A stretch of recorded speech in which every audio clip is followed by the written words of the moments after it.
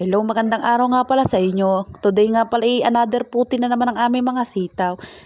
Ito nga pala, gabi kami namitas at kaya naman nung gabi kami nagbiyahe na papunta sa aming munting taniman. Andito ngayon wala pang ilaw ang tricycle at hindi pa nabubuhay.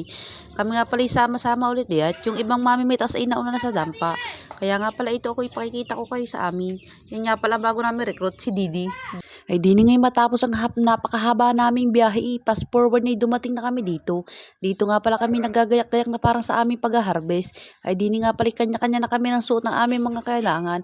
Di nga pala pakikita ko nga pala sa inyo si Didi. Gayak na nga pala siya. Suot ang kanyang mahiwagang kalulay. Ako naman dito magkakape muna. Tamang kape-kape muna ako maya-maya nga pala ako tutulong din sa kanilang pag-harvest.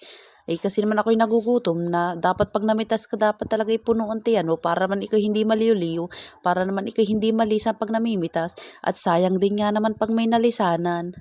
Pag nalisanan nga pala mabilis tatanda ang ating mga tanim. Noong nakaraang pitas nga pala wala pa kaming kuryente, ngayon meron na kaya naman dito may electric pa na kaming ginagamit para hindi kami makagat ng lamok ang mga bata. Lagi ko nga palang kasama yung mga bata. Gaya doon sa mga nakaraang video sinabi ko, kasama ko lagi ang aking mga anak.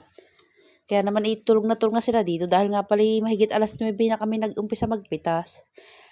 Ay may napitas na nga pala silang nauna. Ako nga pala wala pang napitas. Yan nga pala. Hindi nga pala pinagpapatong-patong ng makapal at baka manlambutin mga ito. Parang yung mamimitas na lalambot na sa dami ng napuputi. Dini nga pala pumuntahan ko yung sitawan at para mabidyohan ko naman yung mga namimitas. Ang dilim nga pala dyan para mga alas 12 na pasado diyan ng gabi. Ang layo na nga pala ng mga namumuti kaya hindi ko na matutukan ng pagbibidyo. Sobrang dilim nga pala dito. Dahil nga napakalamok talaga naman kami napapagkagat diyan ng lamok. Ari nga pala yung mga bunga ng sitaw. Nagpipitas-pitas na nga din pala ako diyan. Pagpasensyahan nyo kung malikot ang camera dahil naman namimitas na ako nagbibidyo pa ako. O diba? Di kayo multitasking.